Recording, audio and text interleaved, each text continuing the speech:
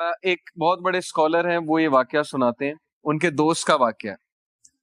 وہ پہلے ہندو تھا وہ شخص، اور اس کے بعد اس نے اسلام قبول کیا۔ اب اسلام قبول اس نے کیسے کیا؟ سٹوری بڑی انٹرسٹنگ ہے، اور اسلام بہت بڑی نعمت ہے۔ تو وہ کہتے ہیں کہ اگر میری زندگی میں یہ حادثہ نہ ہوتا تو میں اسلام سے متعارف بھی نہ ہوتا کبھی۔ حادثہ یہ ہوا کہ MBBS کی تیاری کر رہے تھے وہ، اور دبا کے انہوں نے تیاری کی، ہندو تھے، اور he wanted to get into the top medicine college of USA میں ٹاپ میڈیسن کے کالج میں جانا چاہتے ہیں۔ اب جب انٹری ٹیسٹ وغیرہ دیا اور ایگزامز ہوئے تو فیل ہو گئے، اس میں کلیئر نہیں کر پائے اور MBBS میں نہیں جا سکے۔ اب آپ لوگ اس سے ریلیٹ کر پائیں گے کہ بہت سے لوگ انجینئرنگ میں جانا چاہتے ہیں، MBBS میں جانا چاہتے ہیں، ان کا ایک گول ہوتا ہے، اس گول کے مطابق ظاہر ہے کہ وہ محنت کرتے ہیں، اور اگر وہ گول اچیو ہو جائے تو وہ خوش ہوتے ہیں، اگر وہ گول نہ اچیو ہو تو پھر نیچرل ہے، تھوڑی بہت ڈپریشن ہوتی ہے، تھوڑی بہت وری آتی ہے، انگزائٹی آتی ہے، وہ نیچرل ہے، فطری ہے، ہم انسان ہیں۔ لیکن وہ یہ کہتے ہیں کہ جب میرا MBBS میں ایڈمیشن نہیں ہوا، جب اس میڈیسن کالج میں نہیں جا سکا، تو 1 سال میں ڈپریشن میں رہا۔ اب ظاہر ہے ان کے لیے ایک بہت بڑا حادثہ تھا کہ میں ڈاکٹر نہیں بن سکتا۔ کہتے پھر بہرحال میرے فیملی والوں نے میری کاؤنسلنگ کی، میرے دوستوں نے میری کاؤنسلنگ کی کہ یار کوئی بات نہیں، صرف MBBS فیلڈ نہیں ہے، اور بھی بڑی فیلڈز ہیں، تم کمپیوٹر سائنس کر لو، وہ بھی بہت اچھی فیلڈ ہے۔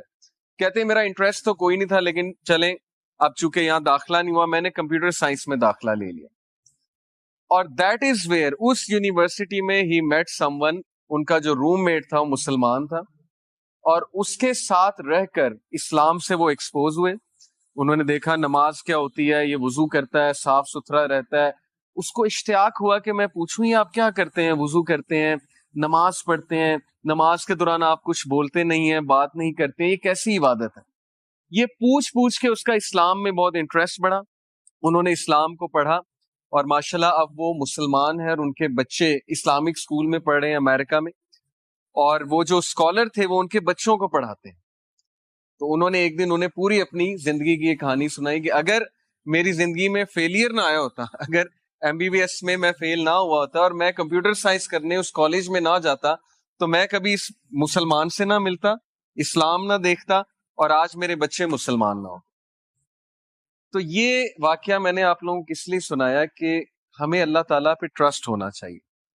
زندگی میں اتنا چھوٹا ویژن نہیں ہونا چاہیے کہ میری زندگی میں ایک حادثہ آ گیا تو زندگی ختم ہو گئی، یا فلانی جگہ ایڈمیشن نہیں ہوا تو بس اب میں فیل ہو گیا۔ آپ کو کیا پتا اللہ تعالیٰ نے آپ کے لیے کہاں بہتری رکھی ہوئی ہے۔